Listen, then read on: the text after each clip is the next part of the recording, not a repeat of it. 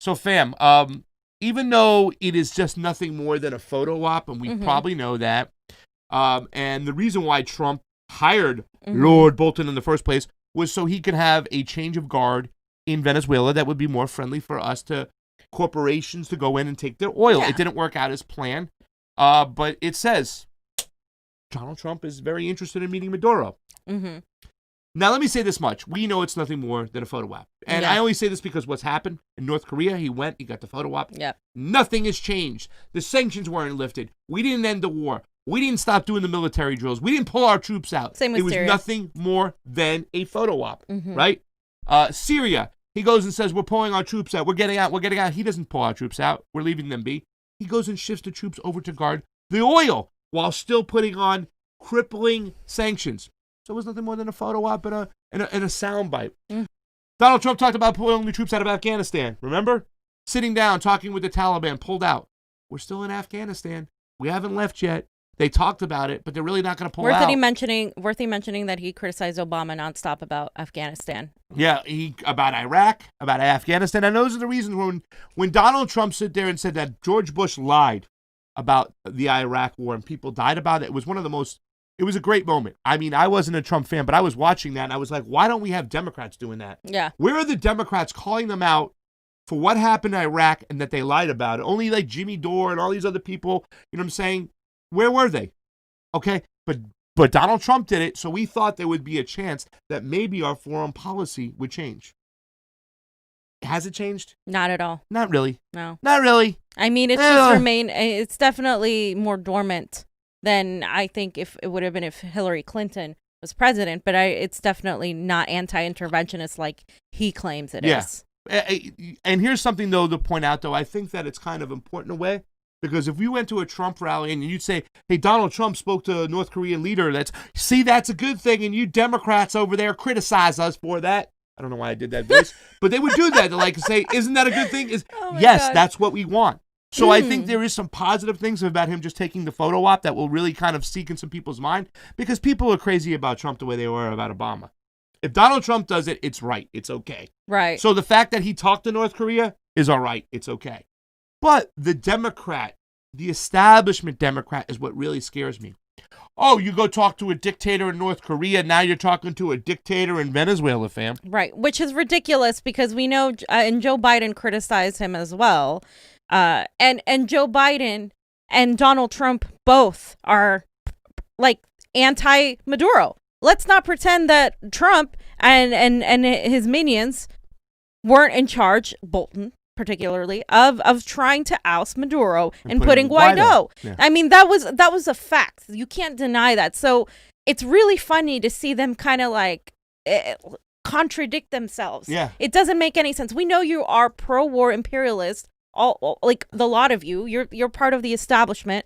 Like, stop. Yeah. Like, Johnny, stop trying to earn points, Biden. Put up Guaido standing ovation at the State of the Union, because I want to show the Democrats that were also in the chambers. Remember, they gave Guaido at the last State of the Union. They gave Guaido a standing Elizabeth applause. Warren. I was going to get Mako for us, Johnny. I almost threw my phone when I saw that. Look at this. This country. They're talking about we are supporting Guaido. the hopes of Nicaraguans and Venezuelans to restore democracy. The United States is leading a 59-nation diplomatic coalition against the socialist dictator of Venezuela, Nicolas Maduro. Look at Nancy.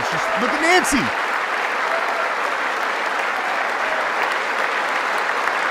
And see, Pence was a big part of removing this one. Pence and friggin' what's up, boy? Rubio. Maduro is an illegitimate ruler, a tyrant who brutalizes his people. But Maduro's grip on tyranny will be smashed and broken. Here this evening is a very brave man who carries with him the hopes, dreams, and aspirations of all Venezuelans. Joining us in the gallery is the true and legitimate president of Venezuela, Juan Guaido. Mr. President, look at Nancy. She stood up first and smiled. Look at all the Democrats. Who's sitting? Is anybody sitting? Bernie was sitting, I think, and I think AOC was sitting.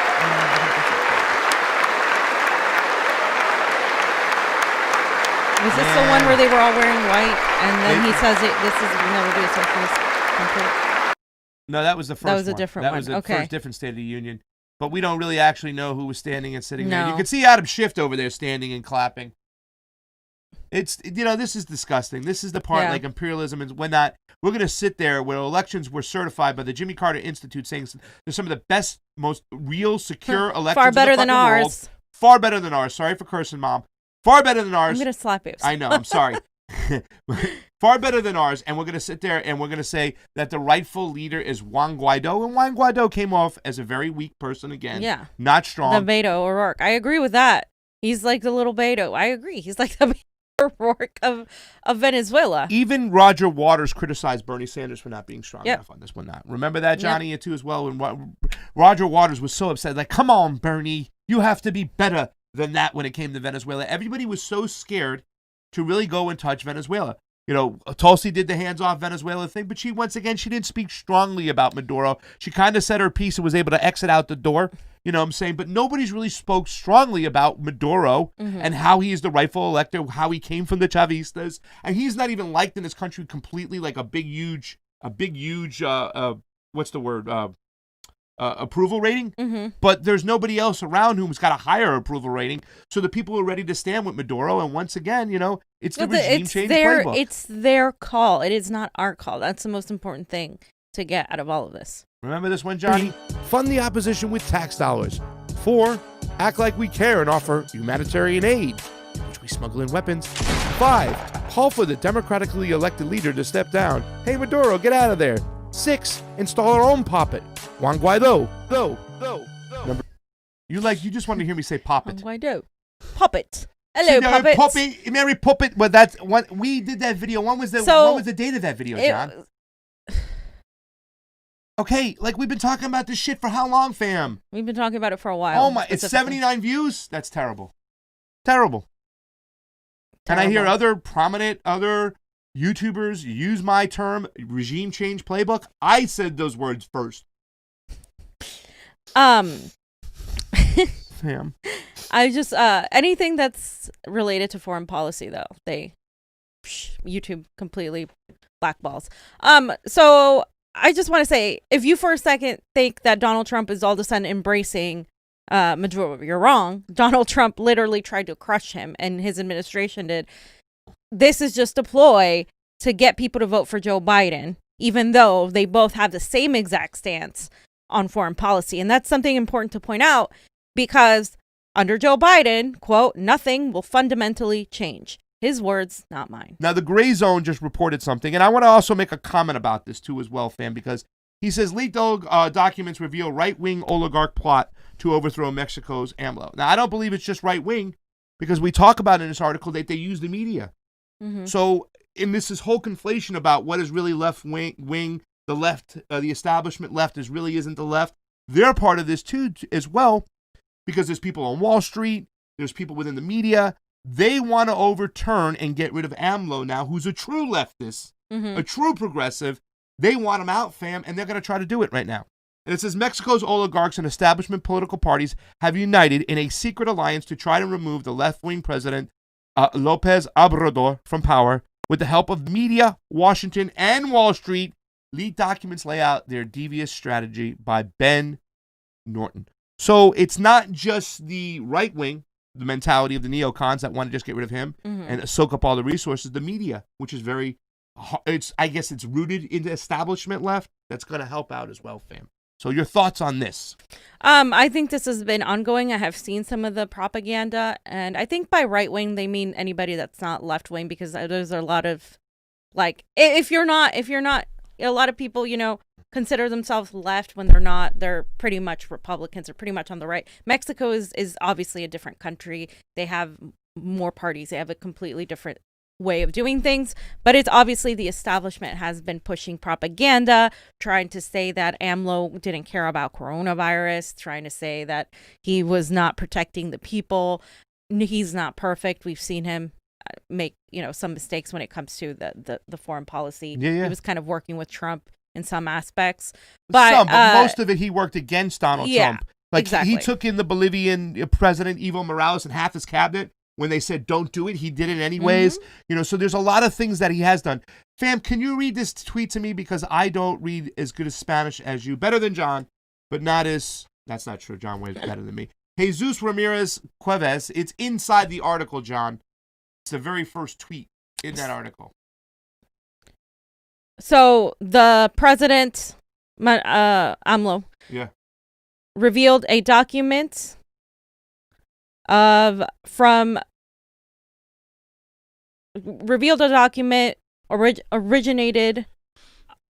from an unknown origin that proposes the confirmation to block opposition to, it's kind of hard to do it live, but that's proposing, that's trying to block opposition to stop the presidency in 2021. And the parties participating are businessmen, media, intellectuals, and journalists. Gotcha. So, sorry to put you on the spot to read that and stuff like that, but I was curious because they said that was one of the first people to break it. Yeah. Jesus. So yeah, that's what's going on, and there's a lot of detailed stuff in the article. Yeah. We can sit here see and if you do this to translate sure. tweet right over there. I think it's right there.